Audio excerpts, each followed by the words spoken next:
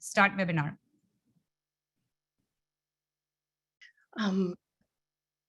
We may be into good evening for some of you, wherever you're joining us from around the world. Welcome.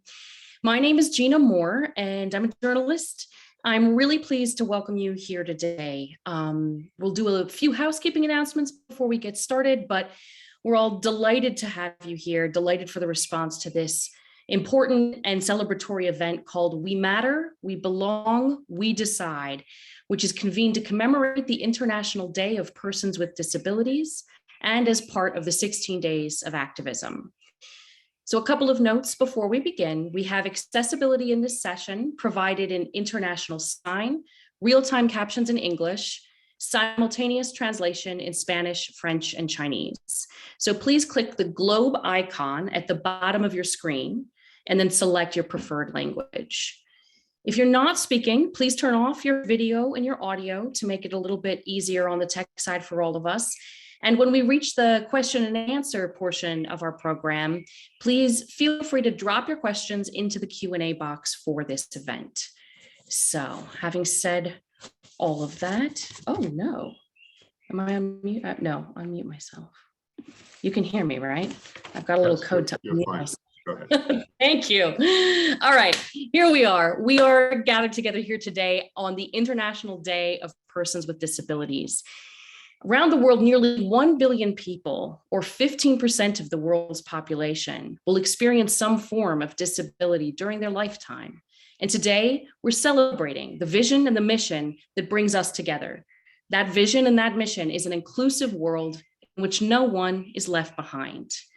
We're also today just past the midpoint of the 16 Days of Activism Against Gender-Based Violence, a global annual campaign that's marking its 30th anniversary this year. So today we take note of the fact that a woman with a disability is up to 10 times more likely to experience gender-based violence than a woman without a disability. And we're also today marking the launch of UNFPA's first Disability Inclusion Strategy, an important achievement which sets a benchmark for disability inclusion at UNFPA and offers an important model for other organizations. So we have a very exciting program ahead of us today, and we're going to start off by meeting with and hearing from Edward Ndopu. Eddie is an SDG, a Sustainable Development Goals advocate, and a strong supporter of disability rights from South Africa, and he's going to share a few words about this important day. So Eddie, can you tell us why you think the International Day of Persons with Disabilities is significant? Thank you so much. Well, first of all, let me just say that I am tremendously delighted to be here. I congratulate UNFPA on the launch of this incredibly exciting disability inclusion strategy. And let me greet my disabled brothers and sisters from all over the world and say that from Dallas to Damascus, we as people with disabilities refuse to participate in the shrinking of ourselves. People with disabilities constitute the world's largest minority, about 15% of the world's total population. But make no mistake, there is nothing minor about who we are. We are larger than life. We are magnificent. We are extraordinary. But because of the continuation of systemic inequalities and exclusion, people with disabilities continue to be rendered invisible. The stats are horrifying. We are a little, in this decade of action, some of the gains have been reversed as far as doubling down on our efforts towards the Sustainable Development Goals. And so I think it's really important that we use this day to underscore the importance of ensuring that we celebrate the leadership of people with disabilities, and that we actually talk about the elephant in the room, which is ableism, the institutional dehumanization of people with disabilities. And ableism does not just dehumanize people with disabilities, it strips away non-disabled people's own humanity. And so let us all join forces, dismantle ableism, and really use this day as an invitation to ensure that we recognize that disability is an offering to humanity. So again, I'm absolutely thrilled to be here. Congratulations to UNFPA, and I look forward to celebrating this day and really illuminating the humanity and the magnificence of my disabled brothers and sisters. Thank you. Thank you so much, Eddie, for that wonderfully empowering and exciting and important framing as we get started. Now I have the pleasure of inviting Dr. Natalia Kanem, the Executive Director of UNFPA, who will share her remarks with us about this historic day and this milestone for UNFPA. Dr. Kanem, thank you for joining us. Well, thank you so much, Gina, and thank you, Eddie, my leader, for welcoming us, and to all the distinguished guests, excellencies, colleagues, partners, and people of all abilities. I'm really happy to welcome you. I'm really happy because we're marking the International Day of Persons with Disabilities. As we've heard, we're midway through the 16 days of activism where we're oranging the world against gender-based violence.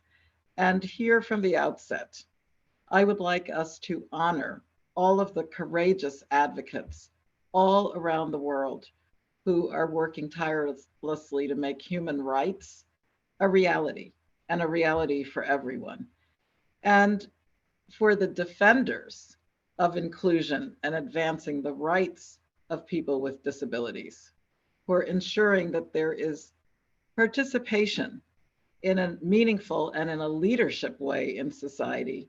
Thank you. Thank you for working to make services accessible, to make spaces inclusive, and to make this world appropriately free of discrimination, of stigma, of misconceptions, and allowing people to step out in their beautiful brilliance. Now, I just want to celebrate, from my understanding, incredible organizations that exist everywhere. And today I want to mention Mujeres con Capacidad de Soñar en Colores, a group that works in Guatemala using arts and theater. And this is how they're creating peer-to-peer connections. What's great about this group also is that they're in a rural area where women with disabilities are exploring their sexual and reproductive health. Felicitaciones, I congratulate them. And I applaud another group working in Mozambique, Rapariga Bis. Rapariga Bis is a mentorship program where part of the training is UNFPA's We Decide initiative in its goal to make sure that the mentees grow. One of these people who was mentored, Saimara Julio Fabula, has said, "My life changed when I met my mentor. She invited me to attend the girls' meetings, and I made many friendships and discovered that, yes, I can be happy."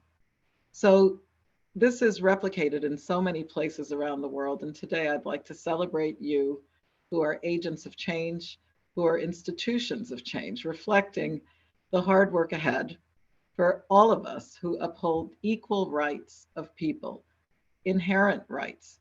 And of course, this includes those who live with different ability and who need to be protected from the harms that can befall them in a world with unacceptably high rates of violence against disabled women and young people.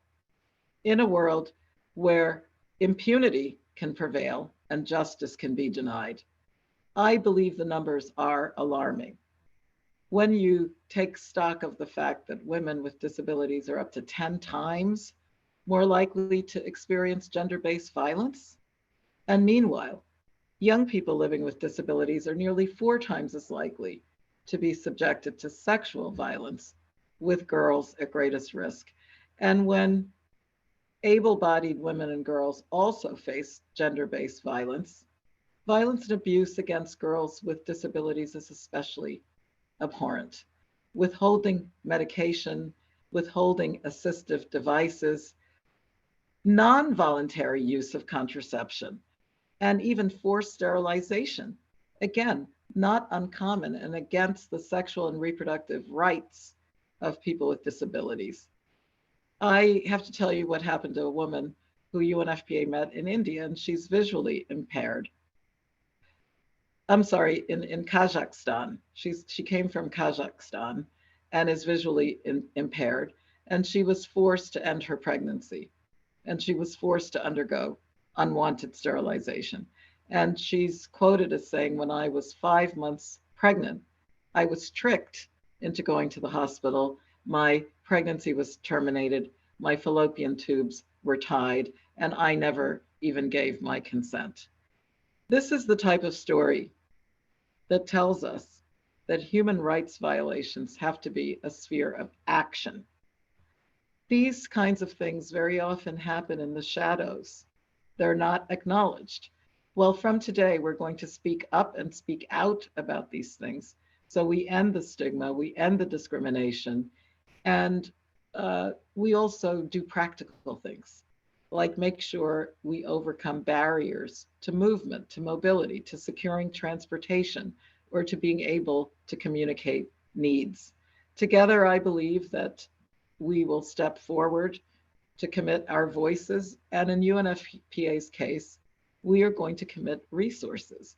We have mainstreamed disability throughout our upcoming strategic planning period. And we're going to use the power of ideas, of innovation, to end all forms of discrimination and violence against people with disabilities, emphasizing women and girls through our mandate.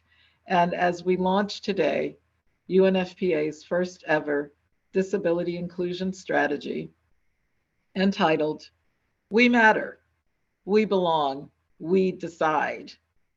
That's our institutional strategy to focus on accelerating the implementation of the United Nations broader disability inclusion strategy. And that title is very important.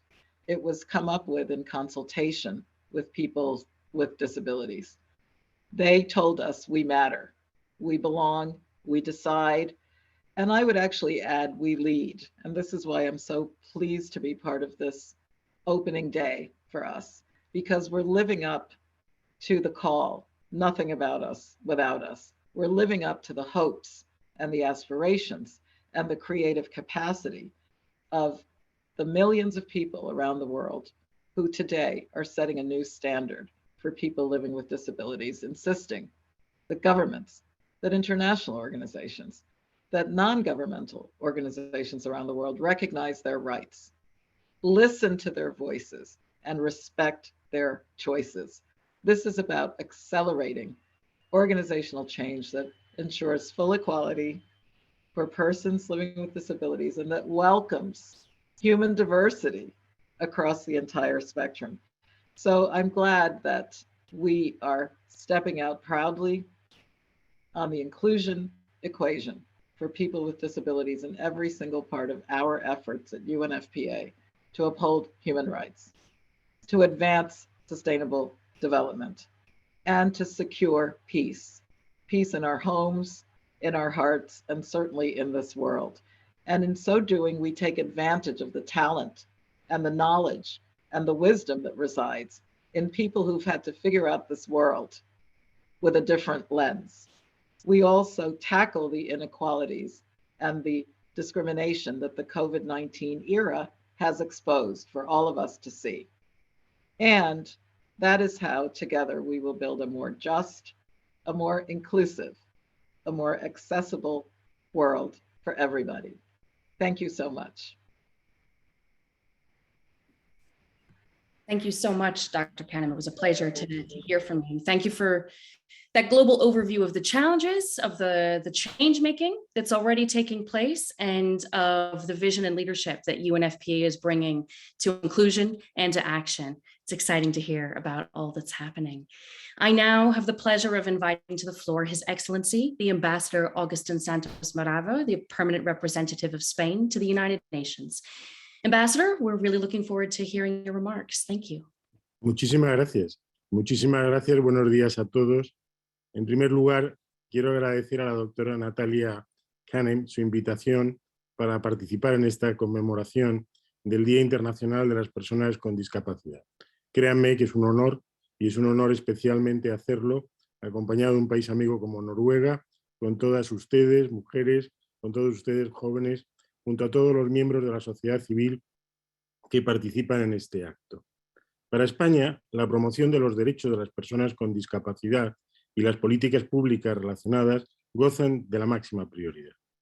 Pocas políticas tienen tanto impacto y afectan a tantas personas. Como antes ha señalado nuestro amigo desde Sudáfrica, 15% de la población mundial tiene algún tipo de discapacidad.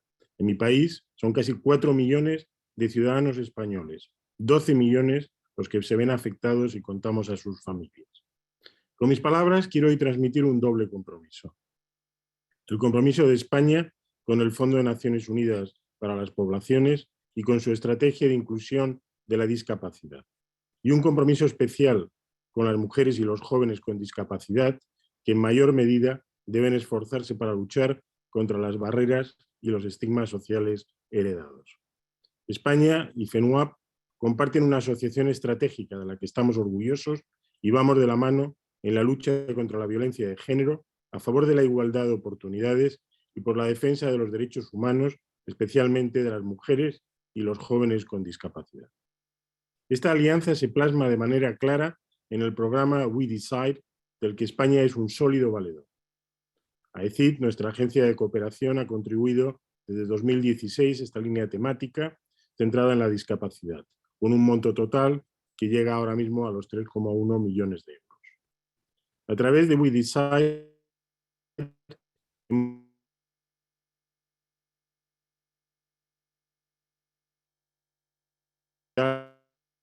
y sexual y productiva. Segundo, la promoción de la participación y liderazgo de las mujeres y los jóvenes de servicios de salud sexual y reproductiva y de violencia de género que incluyen la perspectiva de la discapacidad que promueven las guías We Decide que se han preparado desde la oficina país de FNUA. Y quisiera recalcar un aspecto fundamental, que es el carácter interseccional de todos estos ámbitos. Por ello, hay que avanzar hacia unas políticas públicas y una cooperación internacional que deben ser tanto inclusivas como accesibles a todos. La inclusión, entendida como un concepto amplio que supone que las personas con discapacidad y las organizaciones que les representan participen en su programación, aplicación y evaluación, y que se adopten las medidas necesarias para garantizar su participación efectiva e influyente en su diseño y elaboración. La accesibilidad comprende el acceso de las personas con discapacidad a los servicios públicos, a la movilidad, a la información. Implica también el pleno respeto y la promoción de sus derechos y libertades, incluyendo, por supuesto, los derechos sexuales y reproductivos. Este enfoque dual debe integrarse en programas de desarrollo específico para las personas con discapacidad, pero al mismo tiempo no debemos olvidar incorporar de manera sistemática los derechos de este colectivo en todas las políticas públicas, a través de un enfoque transversal.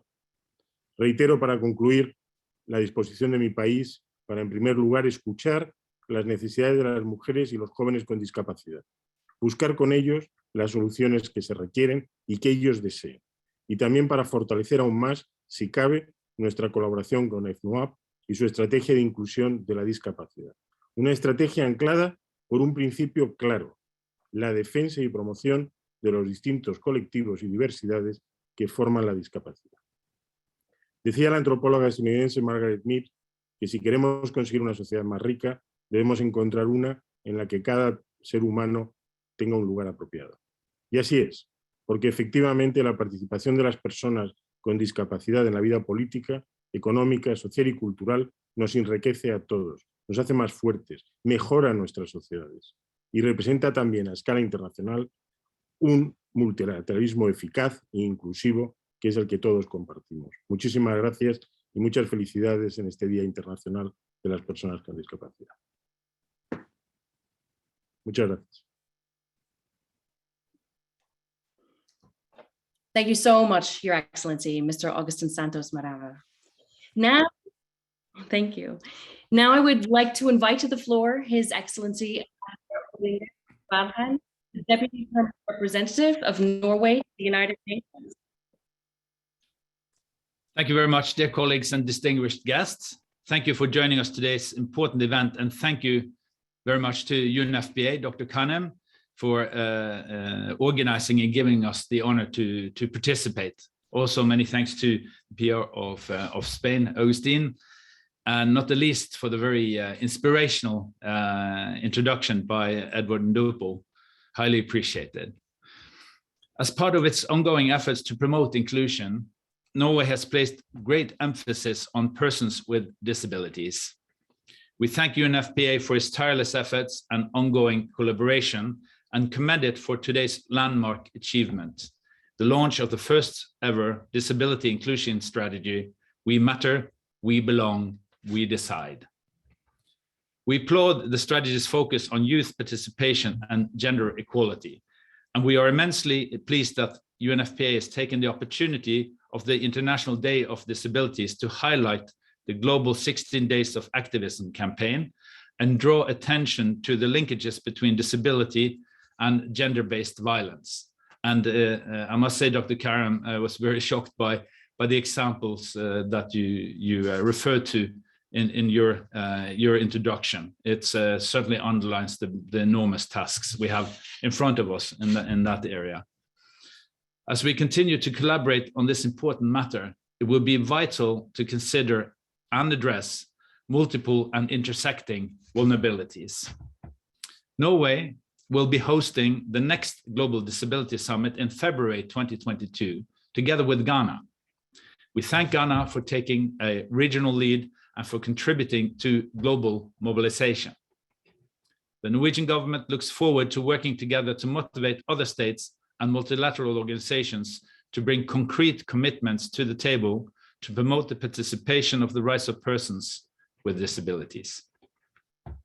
The Global Disability Summit in London in 2018 succeeded in placing the issue of rights-based, disability-inclusive development on the international agenda. And we have high ambitions for the Oslo Summit in 2022 as well. We wish to build on the progress made after the first Global Disability Summit. The hosts, the Prime Minister of Norway, the President of Ghana, and the Chair of the International Disability Alliance looks forward to welcoming heads of states and governments, heads of multilateral organizations, civil society organizations, and others to the summit. Together with our co-hosts, we will seek new and more concrete commitments to accelerate inclusive development through access, engagement, and equality. The summit will mobilize efforts to further the implementation of the Convention of the Rights of Persons with Disabilities in line with the principles of leaving no one behind and building back better and more inclusively in the post-COVID-19 recovery. We look forward to launching a strategy on disability inclusive development at the summit, which will also contain the Norwegian international commitments for the Global Disability Summit. Due to the pandemic and to ensure inclusive participation, the summit will be held on a digital platform. Although it's not possible to meet physically, I'm certain that the digital summit will enable us to mobilize efforts needed to further the implementation of the Convention of the Rights of Persons with Disabilities. I am also certain that the summit will bring us one step closer to the equality for persons with disabilities. A strong, vibrant, and heterogeneous global disability community is valuable in itself. It is also fundamental to achieving dignity and equality for persons with disabilities and the Sustainable Development Goals. Persons living with disabilities are too often viewed as a group in need of assistance instead of a resource for society. Under the principle of nothing about us without us, persons with disabilities and organizations of persons with disabilities are recognized as integral to decision-making processes. OPDs are crucial in securing representation, voicing the interests of persons with disabilities, and ensuring accountability from power holders in all sectors and at all political and civil levels in their respective societies. Given UNFPA's emphasis on youth, we are happy to share that Global Disability Youth Summit will take place under the auspices of the Global Disability Summit in 2022. This is being organized by the International Disability Alliance, UNICEF, and the Atlas Alliance, represented by Youth Mental Health Norway in consultation with IDA's Youth Committee. The focus will be on ensuring that young persons with disabilities are not left behind in decision-making processes. Thus, during the summit, young persons with disabilities will present the key issues that matter most to them, sharing what works and what they feel needs to change. We are proud to say that this event is unique in the way youth will be completely involved. In addition to participating and speaking at the summit, they are also playing a key role in planning and choosing the topics to be discussed. We also strongly support UNFPA's work to promote the rights of all women, girls, and young persons with disabilities to access sexual and reproductive health services. Persons with disabilities often experience significant barriers to access to healthcare services. Persons with disabilities also face significant inequities and underlying determinants of health, such as poverty, discrimination, violence, and social exclusion, which in turn increases the likelihood of ill health and the barriers to access to healthcare. There are large unmet needs and gaps in health systems that must be addressed to ensure optimal and inclusive health for people with disabilities. We need to strengthen inclusive health systems that mainstream disability inclusion across all healthcare services and programs, providing access to healthcare, as well as specialized services and programs related to disability-specific health requirements. Given that health has not been on the agenda at previous summits, we are pleased to confirm that inclusive health is one of the topics to be addressed during the Oslo summit. Our success will be dependent on close collaboration with states, multilateral organizations, civil society organizations, and a wide range of other partners. We look forward to collaborating closely with all partners to raise the bar and inspire new ambitious commitments in the time leading up to the GDS. Thank you. Thank you so much, Your Excellency, Mr. Odinga Kvalheim. It's a pleasure to have you with us today. And now we have a real treat. Signmark, or Marco, is the first deaf artist in the world to get a record deal. And he is here with us today to share some of his beautiful music, incorporating rap, hip hop, and sign. So with that, take it away, Signmark.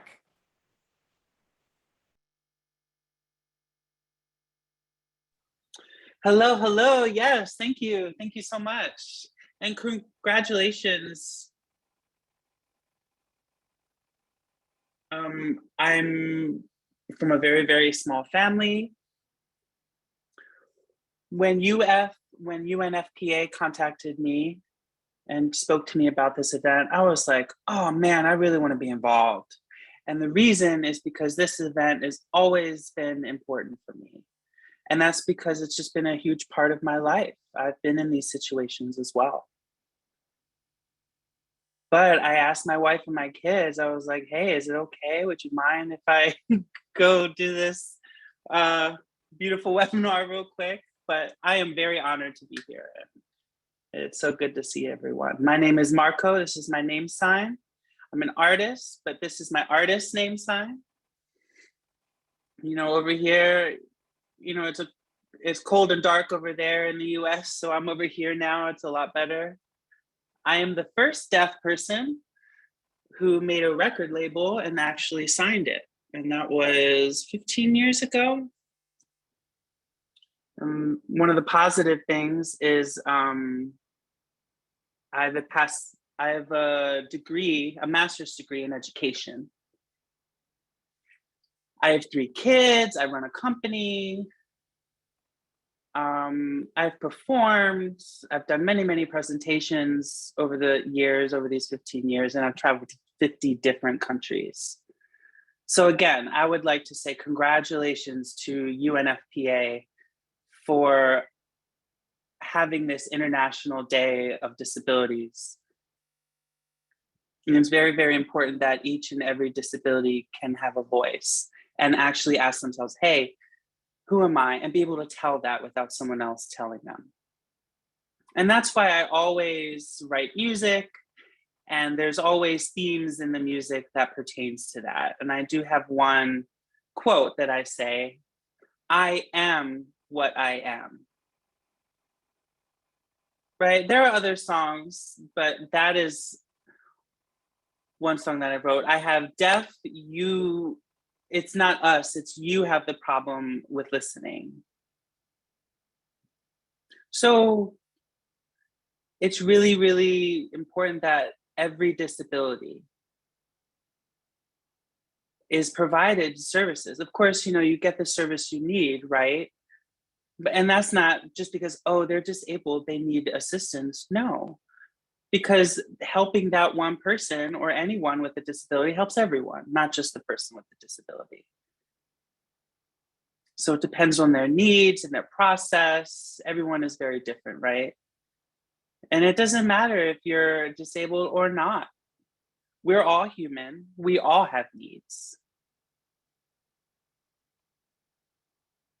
But everything I recently said, all the different needs we have, all the different services we provide. So let's think about that. I don't know, maybe this is a tough question, but one thing is, for all of the laws, all the countries with the different laws, how can they be written and how can they be funded? Those are the two things. There are two key ways to approach this, and they're very powerful ways. If you have the laws ready and the money ready, you can provide that and get those laws changed to actually provide services to people with disability. I'm just confused as to why laws haven't changed, but we have to keep fighting. For the past 15 years, I have traveled all through the world. I've done presentations, as I had mentioned, many different ambassadors,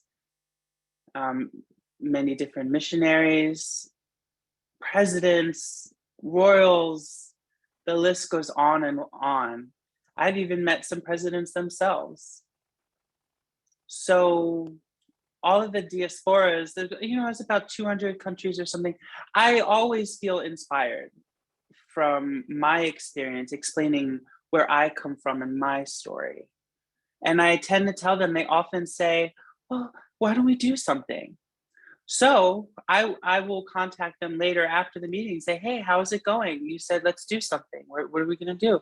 And they usually say, well, it's really hard to change the law. That's what I always get from everywhere I've been.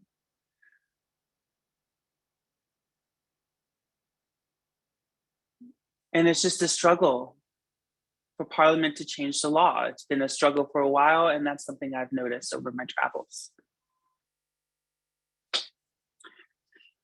Now, if that law is put into place and passed, and if the funding is there, then it can actually proceed and be changed. So legislature and funding for that legislature are two key factors in change. The problem is, it's not about knowing what they can and cannot do. It's that they felt oppressed rather.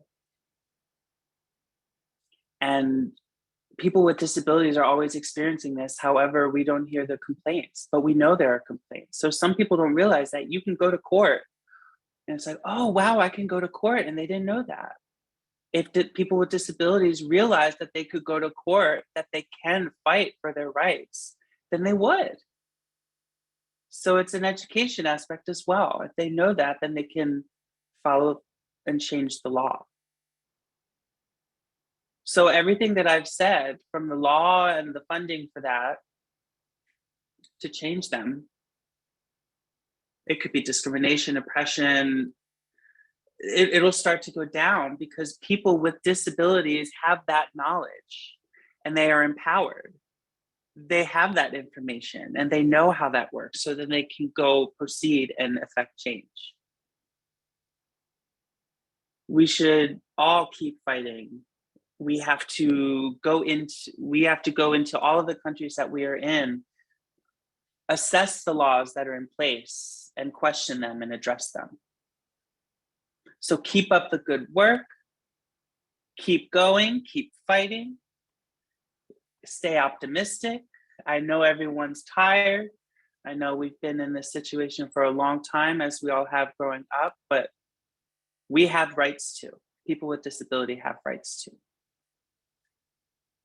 Now I'm going to lead into my performance, Against the Wall. So you may go ahead and play the song.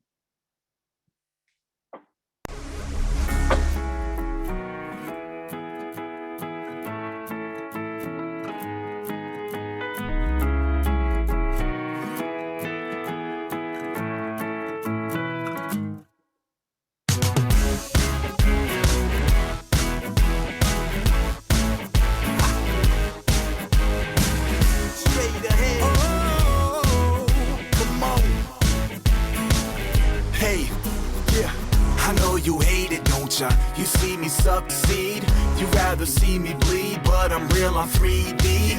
We breathe the same air, still you act like I'm not here.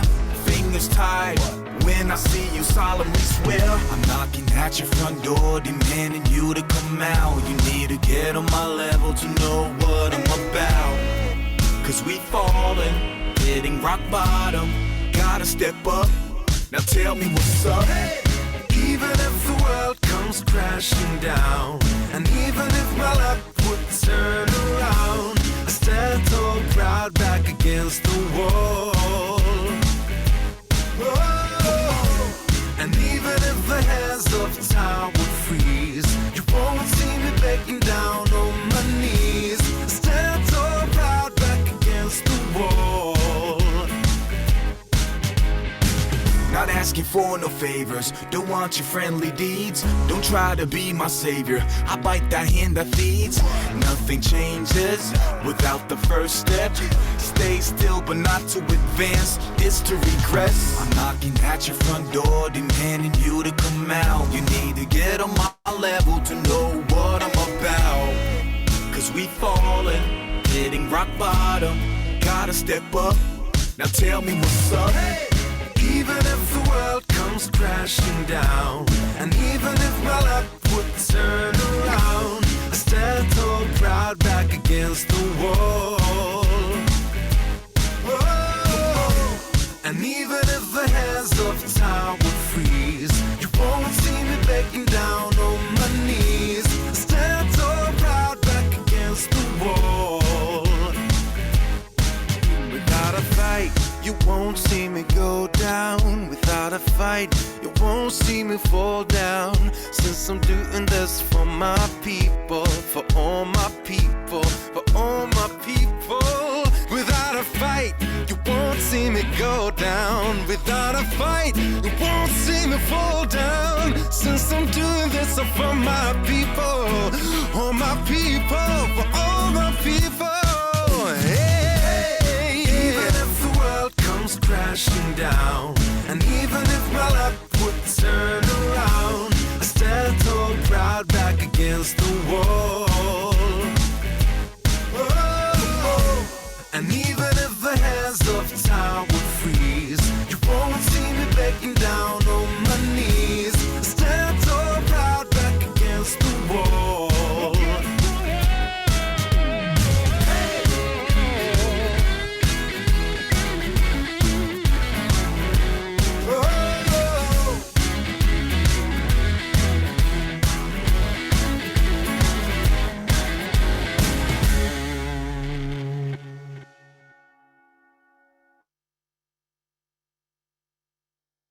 Thank you so much, friends.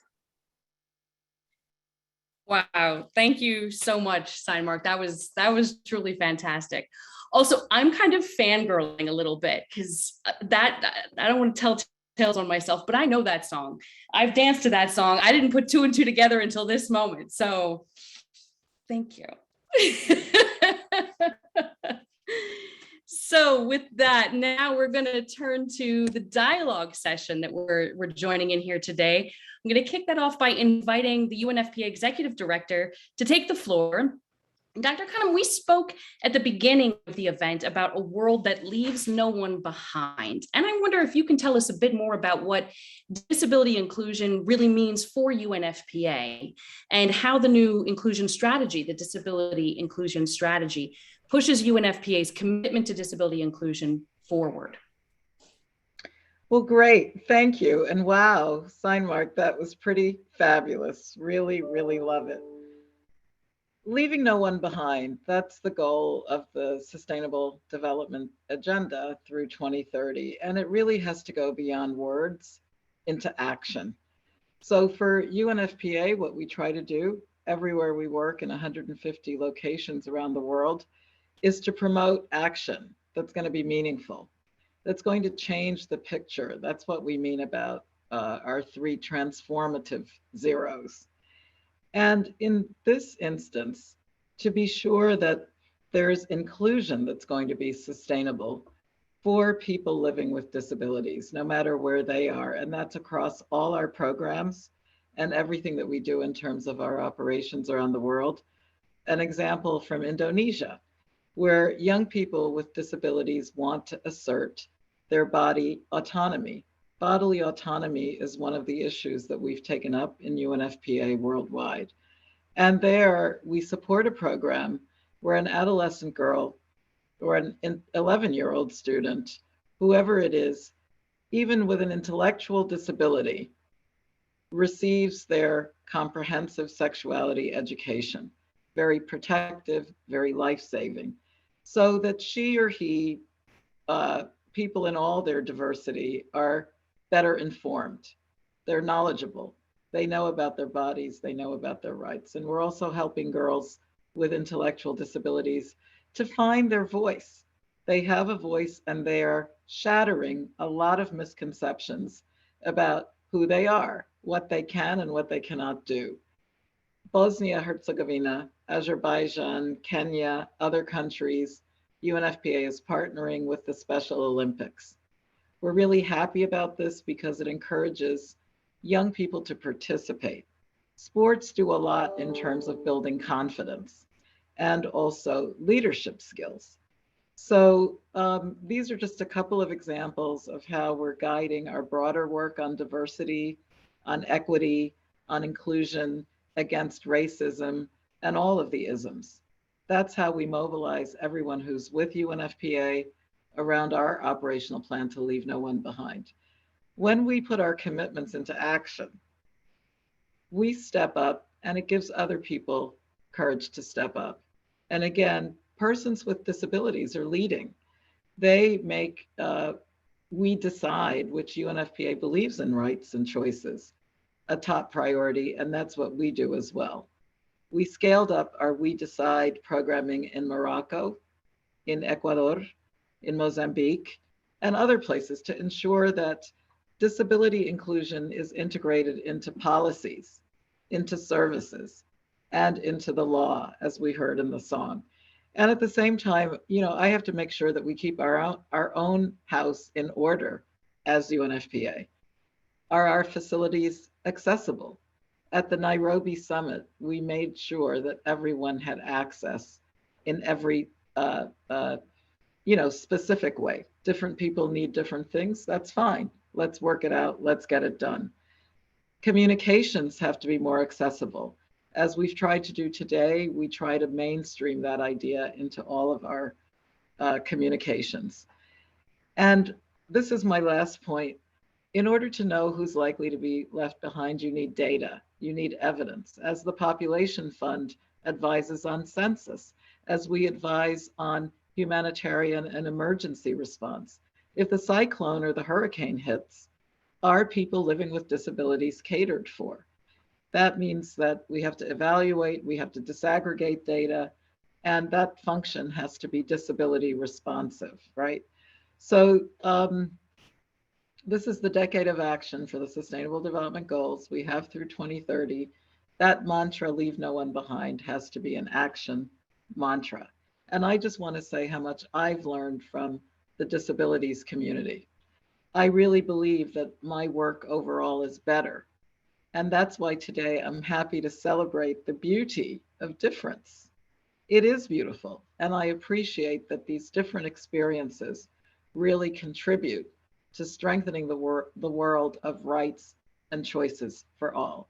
And that's what I expect from our new disability and inclusion strategy to help everyone get there. Thanks, Gina. Back to you. Thank you so much, Dr. Kanem. That was truly inspiring. For the audience, so the audience knows the new UNFPA Disability Inclusion Strategy is available on the UNFPA website. So you can visit the website after the seminar and find the full strategy there to peruse.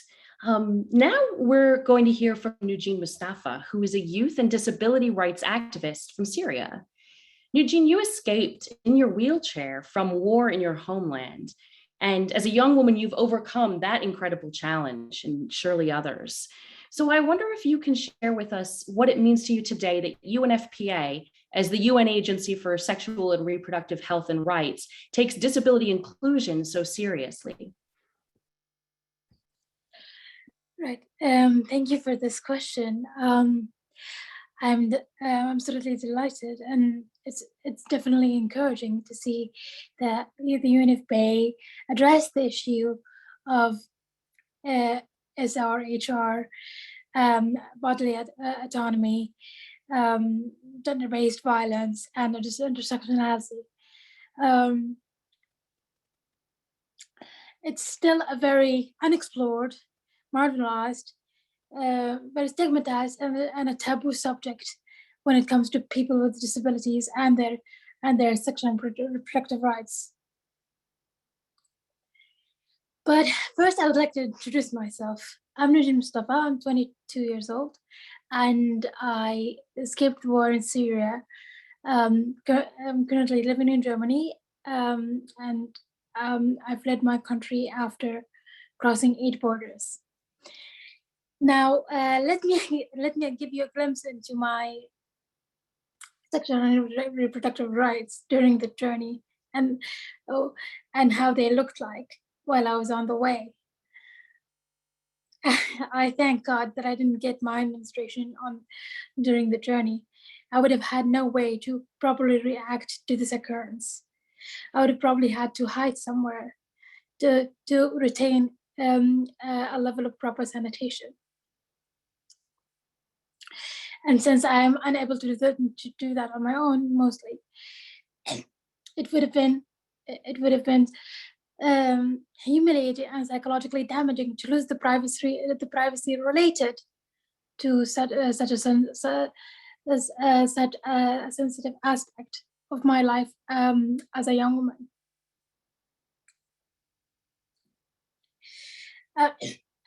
And this is the sort of struggle that women and young girls face when immigrating. Well, I think what we need to remember is that in your home environment, when a person with the life of a person with disability is usually structured to provide a maximum level of independence. But when that structure collapses due to war, conflict, natural disaster, etc., it's crucial to work on maintaining a basic level of that structure, so that people with disabilities' right to privacy, bodily autonomy, agency over their bodies is not jeopardized. Because when that is jeopardized, it takes away from the person's sense of self-worth,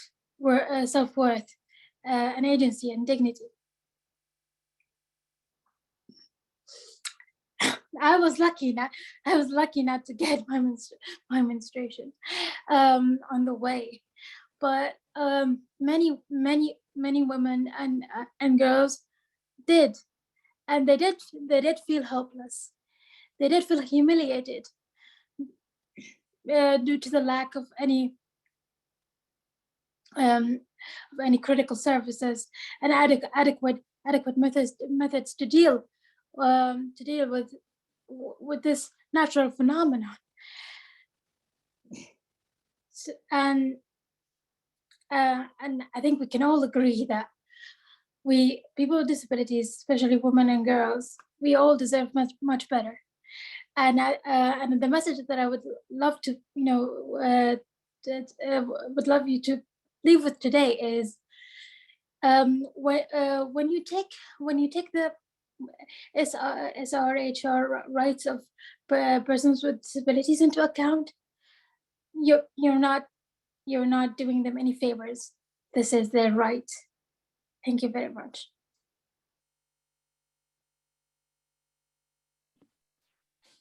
Wow.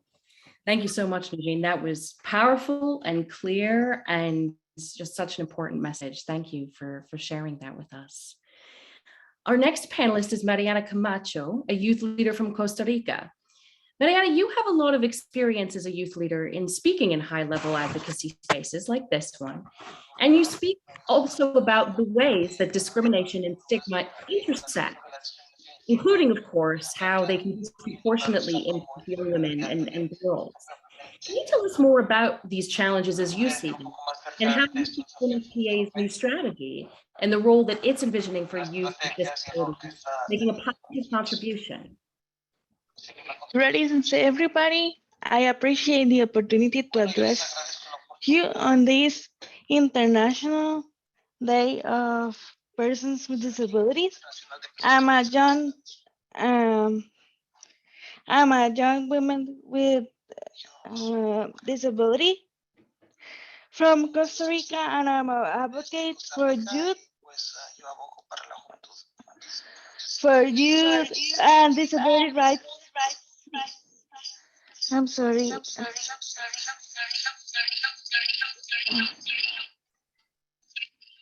Right now.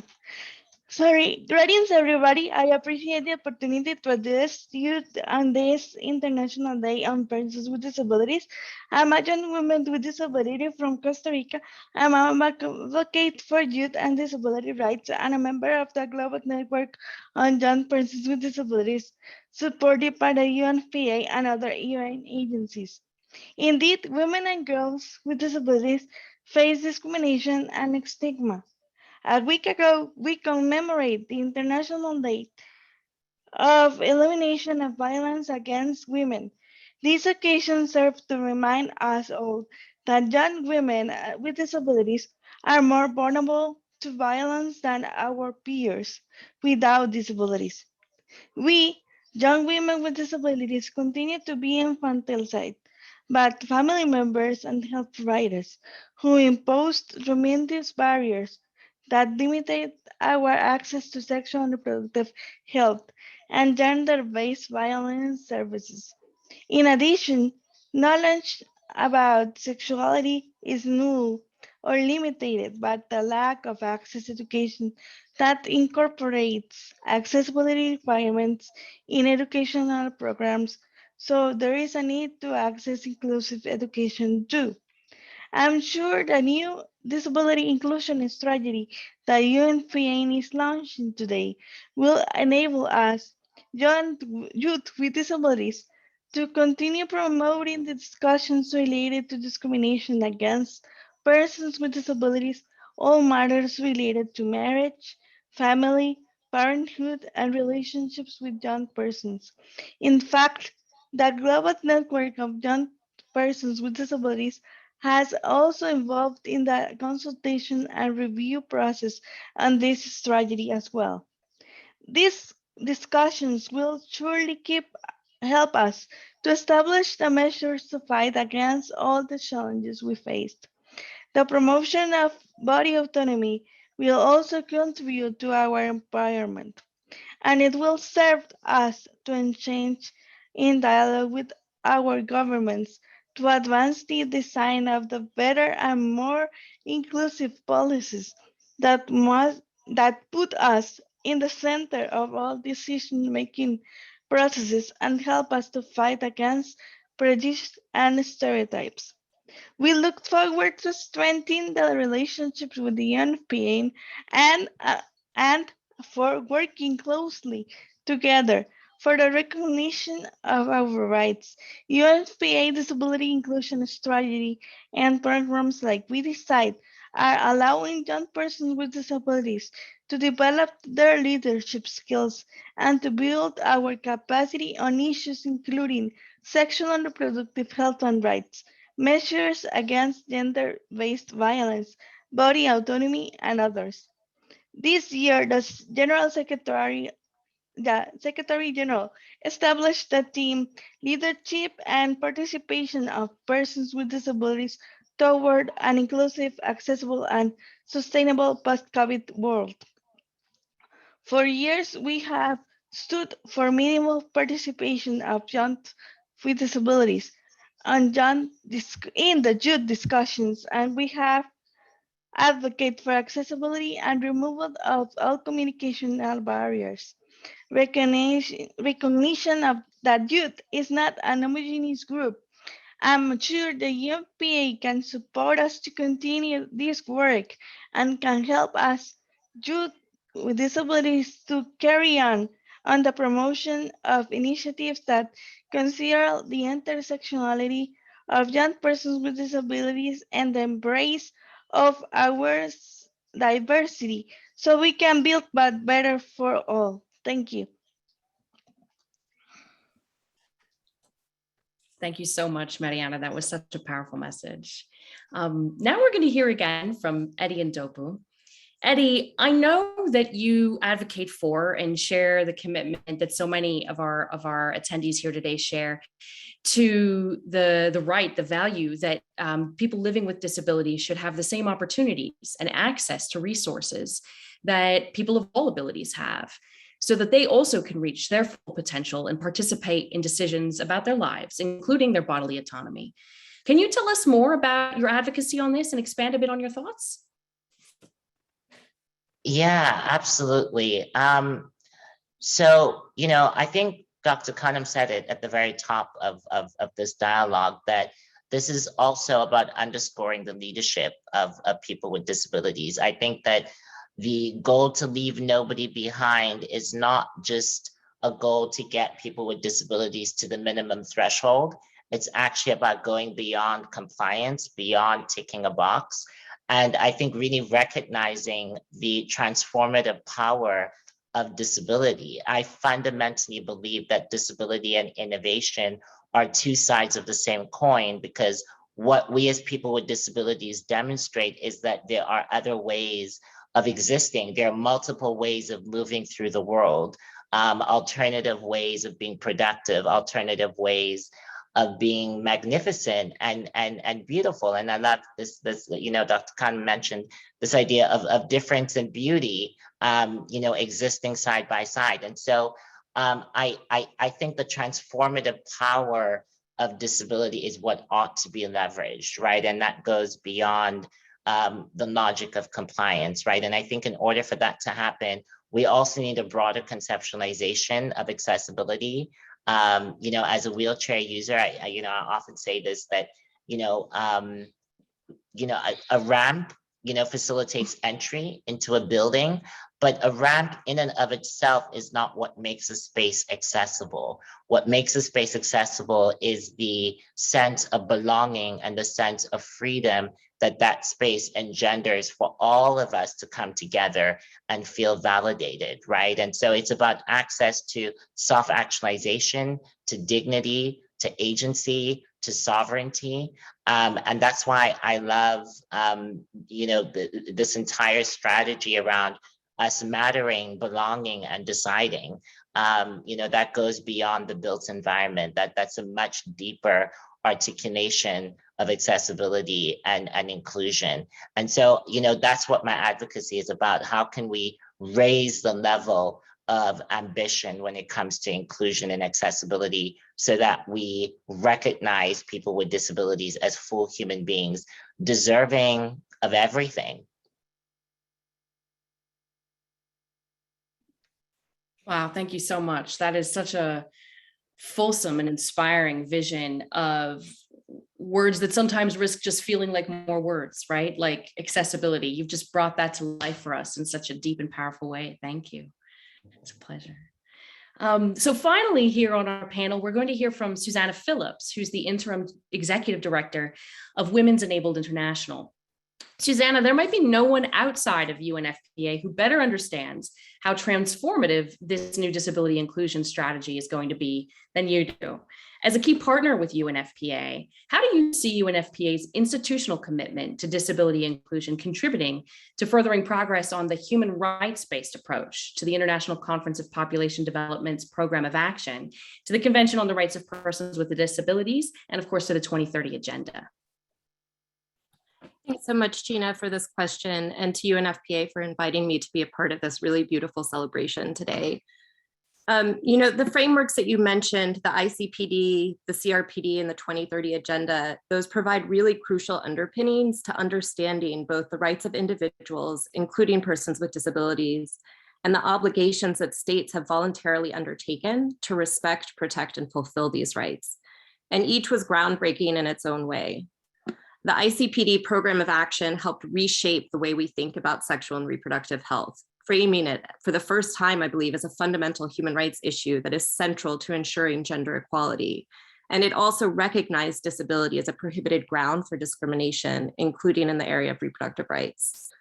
And the Convention on the Rights of Persons with Disabilities was the first international human rights treaty to codify the rights of persons with disabilities. And importantly, it's also the first international human rights treaty to explicitly talk about sexual and reproductive health, not just for persons with disabilities, but for everyone. It's the first time that phrase appears in any international human rights treaty, and that was in 2006. But at the same time, we know that these normative frameworks only take us so far. Without concrete efforts to implement these standards, we're just left with lofty rhetoric that doesn't translate into tangible changes on the ground for the individuals who are so impacted. For far too long, we've seen that despite these normative developments, and as we've been hearing from all of the other panelists, our community has been invisibilized in mainstream human rights spaces, and we routinely encounter heightened barriers to realizing sexual and reproductive health and rights and the right to be free from gender-based violence. We heard Dr. Kanem speak about a young woman who was forced to terminate her pregnancy and was sterilized against her will. And unfortunately, that's not a unique story. Numerous states around the globe allow this on a regular basis, denying women with disabilities the right to make autonomous decisions about their bodies, and instead granting to guardians, parents, or doctors the ability to make decisions around sterilization, contraception, and abortion. Not only are women with disabilities up to 10 times more likely than women without disabilities to experience gender-based violence, as we've heard a couple of times today, but they also encounter heightened barriers to escaping gender-based violence and to seeking justice for that wrong that's been done to them. And the COVID-19 pandemic has further exacerbated these systemic inequalities. So at WEI, we see UNFPA's Disability Inclusion Strategy as an essential step to fulfilling the promises of ICPD, of the CRPD, and of the 2030 Agenda. UNFPA's commitment to taking these ideals and translating them into action is one of the reasons that we appreciate our longstanding partnership with UNFPA and are particularly excited about the strategy's emphasis on data collection. If we don't know what the problem is, if we don't have those numbers to cite to, it continues to remain invisible. We're excited about the twin track approach to disability inclusion, recognizing that you need both targeted interventions as well as mainstreaming disability across all of the spaces where people with disabilities might be interacting with services and with programs. And especially centering the voices of persons with disabilities to ensure nothing about us without us. So I just wanted to provide one example of how we at WEI have been working in close collaboration to put these commitments into action over the past several years. We've been working in close partnership with UNFPA's Pacific Sub-Regional Office to transform access to contraceptive services for women and young people with disabilities in the Pacific. So on data collection, we've been working closely with UNFPA, with the Pacific Disability Forum, which is a regional umbrella organization for organizations of persons with disabilities, as well as OPDs in Fiji, Samoa, and Vanuatu. And we carried out qualitative data collection to understand and document the barriers that women and young people with disabilities encounter to accessing essential services for gender-based violence and sexual and reproductive health. Without that knowledge, without those personal experiences, we can't fully understand what the problems are and what are the recommendations we need to make to be able to address those issues and really ensure that these services are inclusive and are accessible so that people can get the essential care that they need. We've also been working to twin track disability inclusion across this multi-year project. So alongside of this data collection and the resulting needs assessments identifying disability-specific interventions, we've been providing technical guidance to UNFPA and to other regional implementing partners to mainstream disability inclusion across a range of key deliverables, training modules, educational materials, data collection tools, to make sure that across every single intervention, disability is considered from the start and is integrated throughout the training and educational materials that are being put forward. And finally, around meaningful participation. Throughout this work, we've been working really closely with organizations of persons with disabilities on the ground in each of these countries to invite in the voices of a diverse group of women and young people with disabilities. And this is really important because even within the disability community, there are groups that are historically invisibilized, including women and young people with intellectual disabilities, people with psychosocial disabilities. And so it's really essential to ensure that data collection is representative of a variety of lived experiences and is responsive to the unique needs of each of those communities. We've also been working hand in hand with the local OPDs to make sure that the recommendations that we're putting forward align with their priorities and their needs. You know, there are still significant barriers to ensuring meaningful participation. In Vanuatu, there's no national sign language, and so that has limited our direct communication with deaf women in that country. Geographic barriers and travel restrictions during the pandemic have limited access and broad participation by women and young people with disabilities in outer lying islands.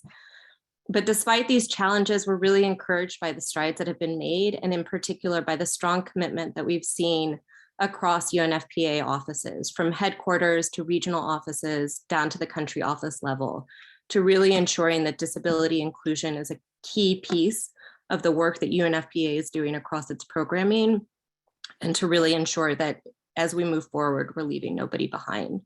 So thank you so much. Thank you, Susanna, for both reminding us and helping us imagine what it really means in practical terms, not only to build norms, which is important, but to really follow them up and bring the action. Really appreciate it. So now we're going to move to the portion of our program where we can take questions from the audience. You have a Q&A function in our meeting here. So if there's a question you'd like to raise, please do share it with us. We probably won't have time to get to all of them, but we'll do our best. The first question that's come through is for Susanna Phillips from Women Enabled International. And the question is this: women with disabilities are some of the most marginalized persons with disabilities. How do you see the strategy of UNFPA and the leadership and commitments of the agency can support women-led organizations of persons with disabilities and strengthen their role in spearheading the change for marginalized persons with disabilities? You know, I think that's an excellent question. And I think one of the things that we often encounter is that women with disability-led organizations are historically really under-resourced. And so oftentimes our colleagues are working as volunteers, are working sort of after hours or without adequate pay or adequate resourcing to do their work. And so I think one of the essential things that we've seen through our, through our partnerships is really making sure that we're recognizing the expertise that women with disability-led organizations bring, that lived experience, that expertise and knowledge of what the situation on the ground is, and resourcing that expertise, making sure that we're creating accessible spaces, making sure that we're taking the time that we need to bring those voices in, and that we're providing the adequate resources to ensure that we're not asking too much, and we're compensating people for their expertise and the valuable insights that they bring into those spaces. It's not enough just to invite people to the table. It's not enough to just expect that people will feel excited to get an invitation. They have to be recognized for the experts that they are and really invited in meaningful ways. So I think, you know, that's one of the crucial things that we've seen in order to make sure that those voices can be heard. Thank you. It reminds me of what Nujeen was saying earlier, that we're not doing people favors, right? This is their rights and their expertise. So thank you for that. Actually, the next question is for Nujeen Mustafa. Nujeen, what would you like to see the UN member states and civil society do to further enhance meaningful leadership of youth and disability rights movements?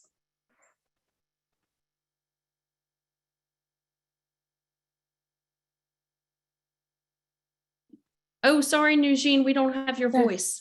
Sorry, I was muted, yes. Okay, so I think what I would mostly like to see is a change, you know, what would lead to a more, a broader sense of disability leadership is a change of mentality, I think. Mentality about what it means to be a disabled, and member states and civil society and every decision maker, whether on the regional, national, international level, needs, they need to understand that that each and every organization or country or population needs to invest in their disabled population, and that they have so much to offer, and and that's that's where we as individuals and as collectives come in, to show that that that these people are missing out on a lot of are missing out on the uniqueness and the ingenuity of the ideas of the people with disabilities, on their initiatives, on what they on what they have to offer. And as I said, I think this is going to be the crucial step into changing the way that disability in itself is perceived, and I hope that we can all work collectively on shifting the perception from seeing disability as a kind of a liability to seeing it as an asset that that could help us all flourish and achieve the goals that we have for the world. And I think that this starts on the most basic level. I think so. Something practical would be having an integrated school system. You don't have to have a separate school for people with disabilities that is isolated from their non-disabled peers. You can work on your school system so that your school can host a person with a disability, and that that in turn ensures that children from my youngest age are exposed to disability, and they see it as normal and as okay, and not something that to be afraid of or prejudiced against. I think that's how I would imagine it. Is just a shift that begins at the most fundamental level, that then translates into a huge change, in the future and in the way that we see this disability itself. So that's my answer. Thank you so much. But you make it sound so simple and so precise and so clear. But of course, there's a lot of work to put into enacting what you've just said. But thank you so much for pointing us the way so easily, at least in this conversation.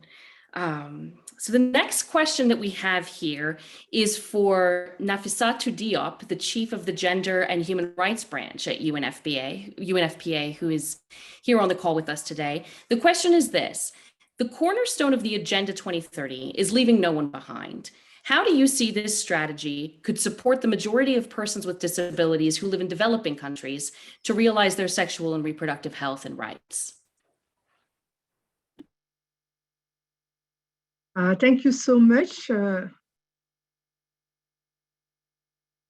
Thank you so much, and good morning, everybody. Thank you for the fantastic, really, performance and statement and discussion.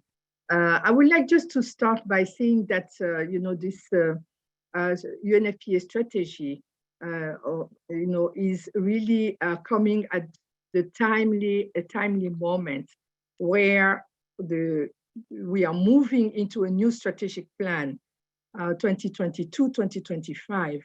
And in that strategic plan, we have very well articulated, that if we want to really reach the 2030 goals and agenda, we do need to pay attention to those who are left behind. And the way we have actually proposed in our planning process is to reach the further behind, first.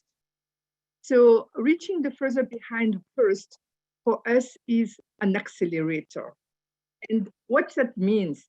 It means that in all UNFPA programming, we are going to make much more effort to, first of all, look at women and young people from the data perspective and people with disability, because they need to be counted and they need to be counted. If we do not have the right data, the right disaggregated data also by sex and by age group, it will be very difficult, to plan accordingly and to identify the needs and respond to those needs. So what we need to do is really first to strengthen our disability data in all countries. And this is really our top priority. The other point that I want to make is really regarding the partnership with organizations who are, representing people with disability. And there are numerous of them. And we want to strengthen that partnership. Support also in capacity development, because there is definitively, innovative way of doing things. The technology is moving so far. And we really think that there is, probably a way to, improve a little bit, the communication, the connectivity, and the capacity for, to be part of this global community, but be able to represent their needs and be able to respond and see their voices heard. So what we want really is to strengthen that partnership, making sure that they are at the table of the discussion, of the planning process, and that they will be able to guide, the programs that are addressing their needs. The other things that we would like to look at particularly is, person with disability in humanitarian settings, so that our programs also can adjust to the needs of people living in emergency and crisis context, and can ensure active participation of women and youth with disabilities throughout the program cycle. So we heard, Najin, talking about, the 8 borders that she crossed. And, those are situations that are today, unfortunately, very common. So this is a particular, a focus, of our work in humanitarian settings. And then maybe to conclude, I will say that, we really need to and want as UNFPA to walk the talk. And we really want to make sure that, person with disability will be in the driving seat, and that we will have enough resources and financial resources to support that particular process. Thank you. Thank you so much. As a journalist, I'm always digging through data, and my constant refrain to folks is that you can't know what you don't count. So I was really happy to hear you highlight that point in particular. The next question we have is for you, Eddie. The question is this: establishing partnerships and collaborating with different actors is one of the key principles of the UNFPA Disability Inclusion Strategy. What kind of new partnerships do you think would be beneficial for UNFPA to establish in order to realize the rights of youth with disabilities? That's a great question. Well, I think it's about an approach, right? I think a multi-stakeholder, multidisciplinary approach to partnerships is probably what would move the needle significantly as far as our inclusion is concerned as young people living with disabilities, right? So what does that look like? I think really working productively with the private sector. Young people with disabilities, we are rarely seen in popular culture, in media. Our representation is lacking at an institutional level, at a societal level. And so I think UNFPA's strategic insight, its technical capacity, its ability to really shape the public discourse, I think could be a benefit to so many private sector corporations who really shape culture, right? So I think that could be, one avenue as well. I think, leaning into the work of social justice organizations who are probably taking the discourse further. The disability justice space is incredibly exciting as far as, the kinds of new conversations that are happening there. I think that the UNFPA is strategically positioned there. I think at the end of the day, it's about coalition building. I think now more than ever, we need solidarity. I think that the world right now is, our moral failings come down to a lack of solidarity. And I think that COVID-19 is an illustration of that. I'm sitting here in New York, I'm South African. We're talking about booster shots. My home country, we aren't even able to vaccinate, all of our populations, especially people with disabilities. Disability has not been explicitly named when it comes to the target group, when it comes to vaccination and building back better. So in order to build back better, we need to build back broader. And I think that partnerships are really the cornerstone of our ability to do that. Terrific. Thank you so much. That's such an important point. We also have a question here for our Executive Director, Dr. Kanem. And this one's it's a bit on the long side. It's important, but it's a bit on the long side to include all the context. So here's the question, and then I'll follow with the context.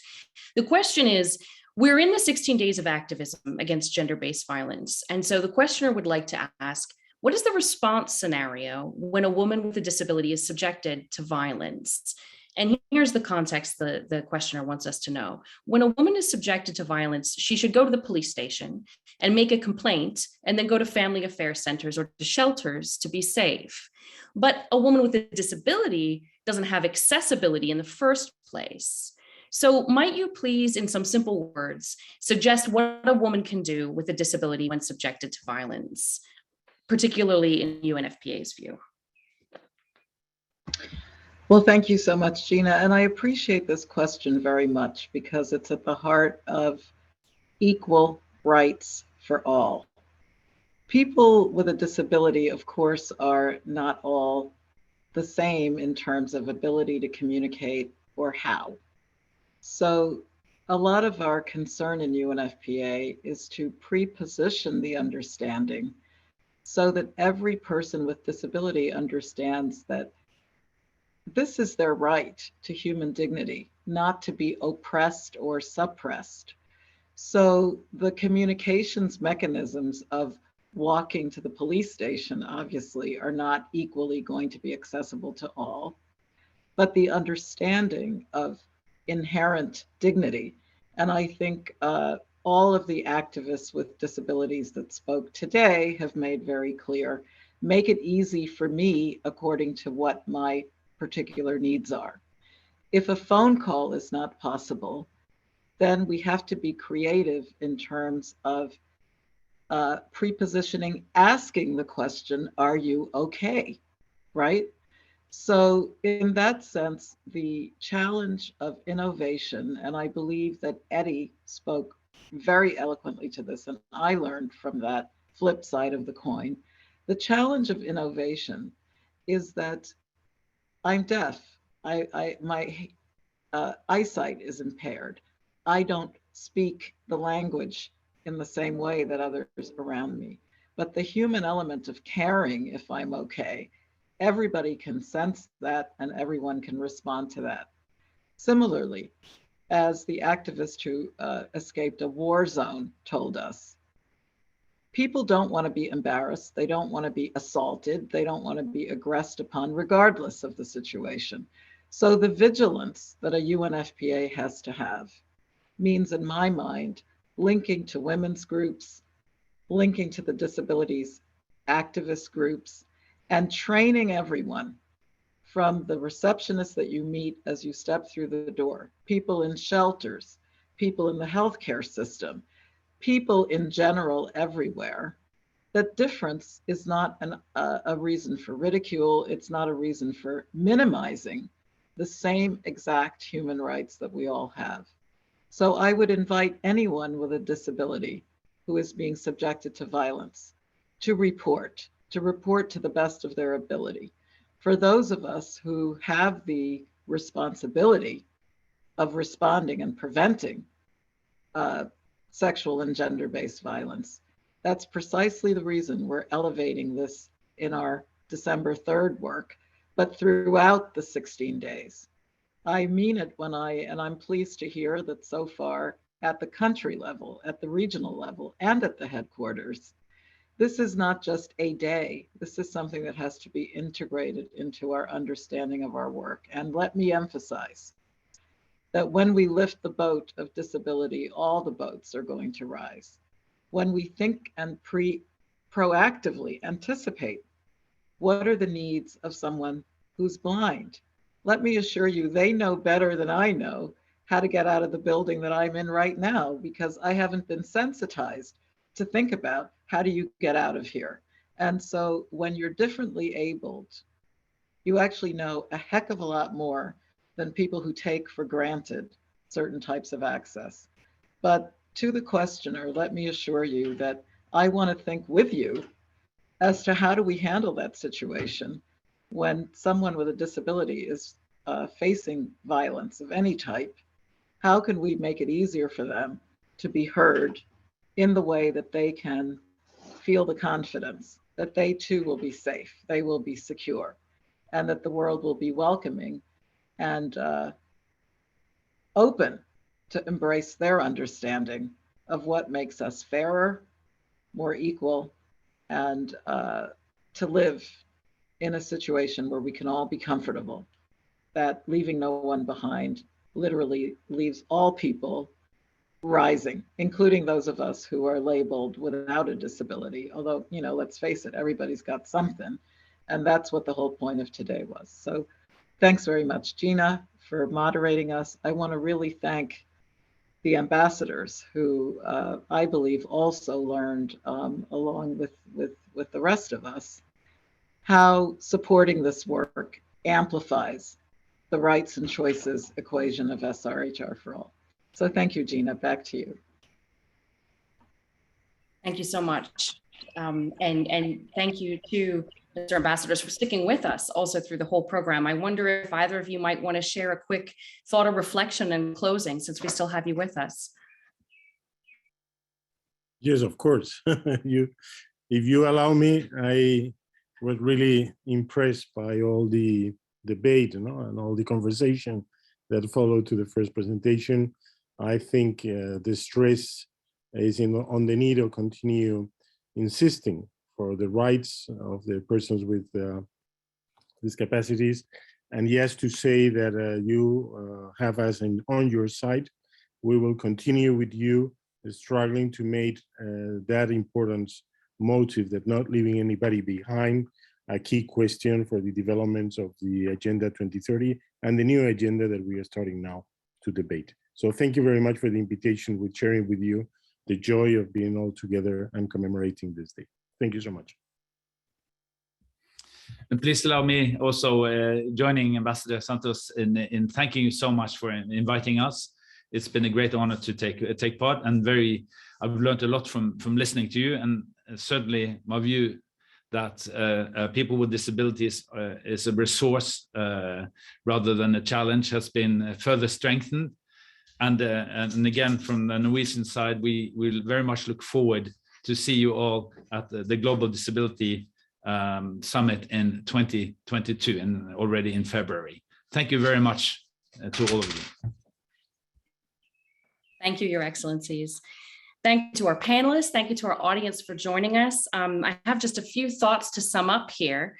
The first is, of course, to just remind us that we're celebrating a milestone today for UNFPA, but most of all for agents and institutions of change, for those defenders of inclusion who Dr. Kanem was talking about in the beginning of the program. We're also reflecting on what lies ahead while we celebrate the progress that has been made so far. We need to continue to stand strong against any form of gender-based violence against persons with disabilities, and to make sure that everyone has equal access to life-saving services. With the new strategy of UNFPA, the agency can spearhead the change for social inclusion and the right to health and exercising bodily autonomy for all. We're looking forward to seeing how that develops. We're celebrating the launch of the strategy and the commitment that the agency has made. And I thank all of you for joining us together. I certainly feel strengthened as a defender of inclusion today, and I hope you do too. Thank you all so much for your time and your commitment. Have a beautiful day.